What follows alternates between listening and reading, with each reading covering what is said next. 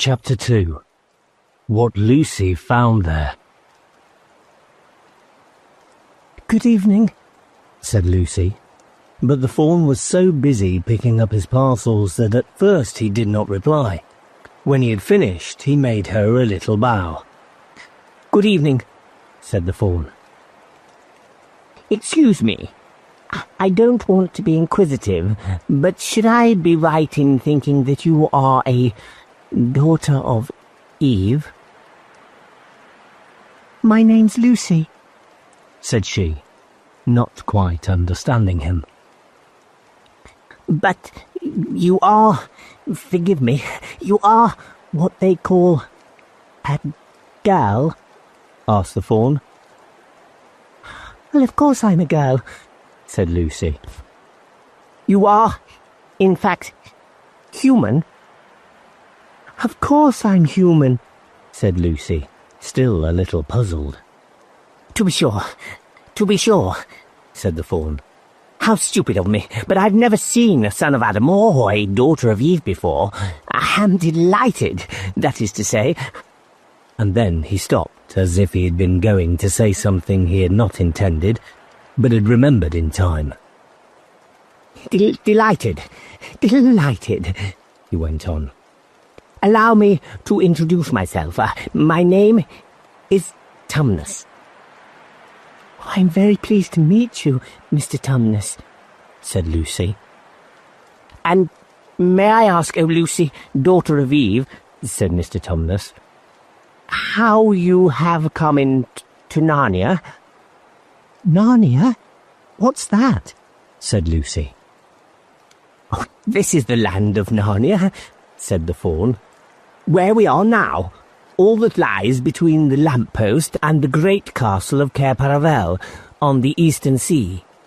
And you have come from the wild woods of the west?"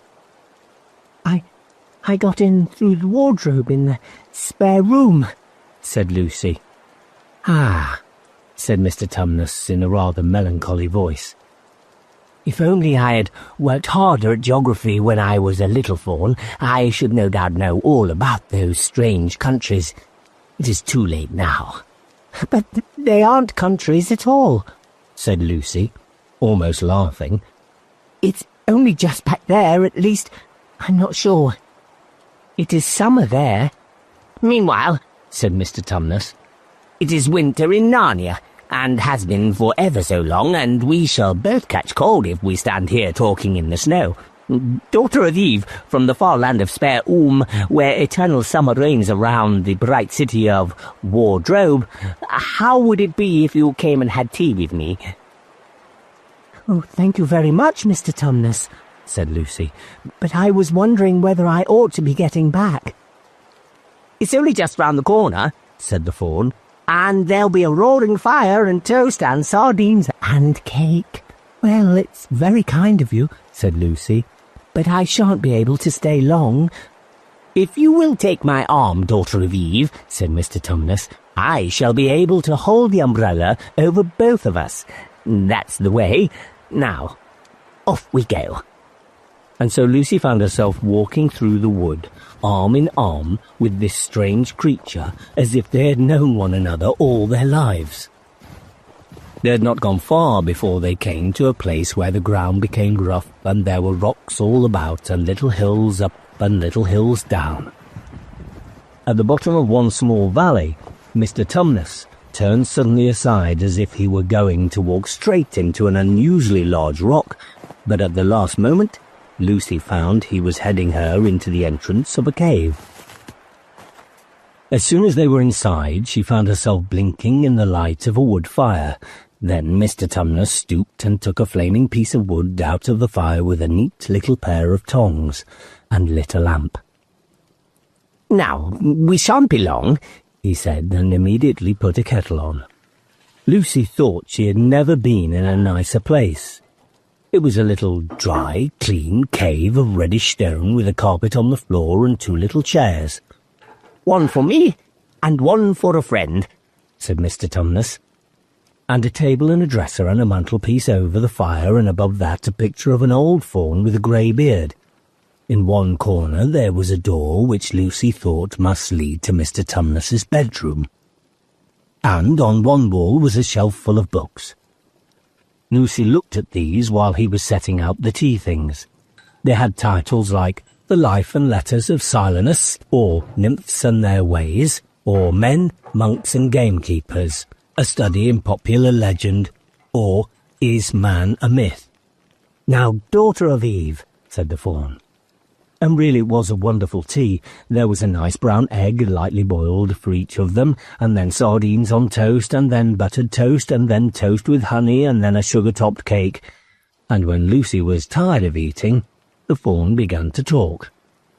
He had wonderful tales to tell of life in the forest. He told about the midnight dances, and how the nymphs who lived in the wells and the dryads who lived in the trees came out to dance with the fauns. About long hunting parties after the milk-white stag who could give you wishes if you caught him. About feasting and treasure-seeking with the wild red dwarfs in deep mines and caverns far beneath the forest floor. And then about summer, when the woods were green and the old Silenus on his fat donkey would come to visit them, and sometimes Bacchus himself, and then the streams would run with wine instead of water, and the whole forest would give itself up to jollification for weeks on end. "Not that it isn't always winter now," he added gloomily. Then, to cheer himself up, he took out from its case on the dresser a strange little flute that looked as if it were made of straw, and began to play. And the tune he played made Lucy want to cry, and laugh, and dance, and go to sleep all at the same time. It must have been hours later when she shook herself and said, "Oh, Mr. Tumnus, I'm so sorry to stop you, and I do love that tune, but really I must go home. I only meant to stay for a few minutes." "It's no good now, you know," said the faun, laying down his flute and shaking his head at her very sorrowfully. "No good?" said Lucy, jumping up and feeling rather frightened. "What do you mean? I've got to go home at once. The others will be wondering what has happened to me." But a moment later she asked, "Mr. Tumnus, whatever is the matter?" For the faun's brown eyes had filled with tears, and then the tears began trickling down his cheeks, and soon they were running off the end of his nose, and at last he covered his face with his hands and began to howl. "Mr. Tumnus! Mr. Tumnus!" said Lucy in great distress. Don't! Don't! What is the matter? Aren't you well? Dear Mr. Tumnus, do tell me what is wrong." But the faun continued sobbing, as if his heart would break. And even when Lucy went over and put her arms round him and lent him her handkerchief, he did not stop. He merely took the handkerchief and kept on using it, wringing it out with both hands whenever it got too wet to be any more use. So that presently Lucy was standing in a damp patch. "Mr. Tumnus! Mr. Tumnus!" bawled Lucy in his ear, shaking him. "Do stop! Do stop at once! You ought to be ashamed of yourself, a great big faun like you! What on earth are you crying for?" "Oh, oh, oh," sobbed Mr. Tumnus. "I'm crying because I'm such a bad faun." "I don't think you're a bad faun at all," said Lucy. "I think you're a very good faun. You're the nicest faun I've ever met." "Oh, you wouldn't say that if you knew," replied Mr. Tumnus between his sobs. "No, I'm a bad faun. I don't suppose there ever was a worse faun since the beginning of the world." "What have you done?" asked Lucy. "My old father now," said Mr. Tumnus. "That's his picture over the mantelpiece. He would never have done a thing like this." "A thing like what?" said Lucy. "Like what I've done," said the faun. "Taken service under the White Witch. That's what I am.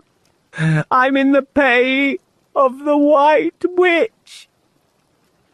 "The White Witch? Who is she?" "Why, it is she that has got all Narnia under her thumb. It's she that makes it always winter and never Christmas. Think of that." "Oh, how awful," said Lucy. "But what does she pay you for?" "That's the worst of it," said Mr. Tumnus with a deep groan. "I'm a kidnapper for her. That's what I am. Look at me, daughter of Eve. Would you believe that I'm the sort of faun to meet a poor innocent child in the wood, one that had never done me any harm, and pretend to be friendly with it, and invite it home to my cave, all for the sake of lulling it asleep, and then handing it over to the White Witch?" "No," said Lucy. "I'm sure you wouldn't do anything of the sort." "But I have," said the faun. "Well," said Lucy rather slowly, for she wanted to be truthful and yet not to be too hard on him. "Well, that was pretty bad, but you're so sorry for it that I'm sure you'll never do it again." "Daughter of Eve, "Don't you understand?" said the faun. "It isn't something I have done. I'm doing it now. This very moment." "What do you mean?" cried Lucy, turning very white. "You are the child," said Mr. Tumnus. "I had orders from the White Witch that if ever I saw a son of Adam or a daughter of Eve in the wood, I was to catch them and hand them over to her. And you are the first I've ever met. And I pretended to be your friend and asked you to tea, and all the time I've been meaning to wait till you were asleep and then go and tell her." "Oh, but you won't, Mr. Tumnus," said Lucy. "You won't, will you? Indeed, you really mustn't."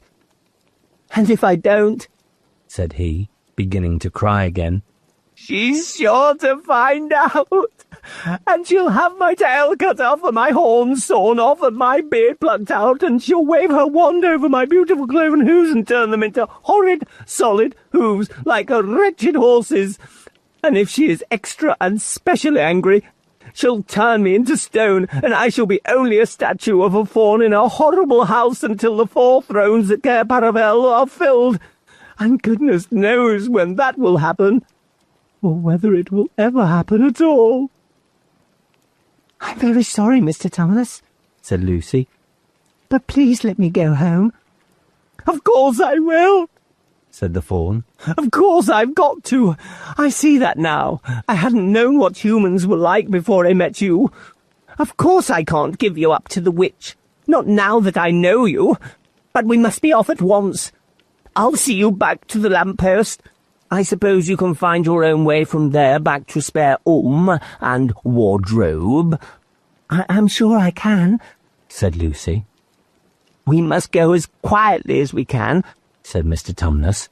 "The whole wood is full of her spies.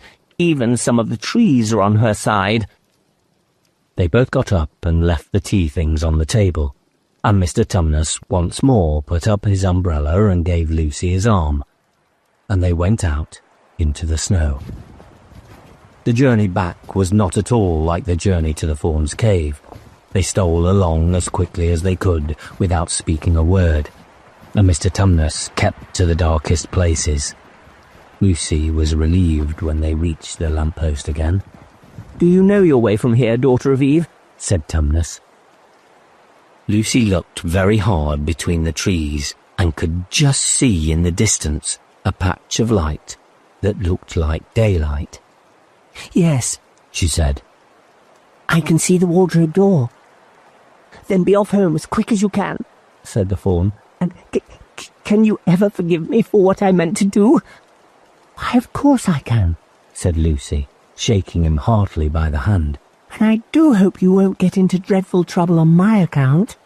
"Farewell, daughter of Eve," said he. "Perhaps I may keep the handkerchief." "Oh, rather," said Lucy, and then ran towards the far-off patch of daylight as quickly as her legs would carry her. And presently, instead of rough branches brushing past her, she felt coats and instead of crunching snow under her feet, she felt wooden boards, and all at once she found herself jumping out of the wardrobe into the same empty room from which the whole adventure had started. She shut the wardrobe door tightly behind her and looked around, panting for breath. It was still raining, and she could hear the voices of the others in the passage. "I'm here," she shouted. "I'm here. I've come back. I'm all right."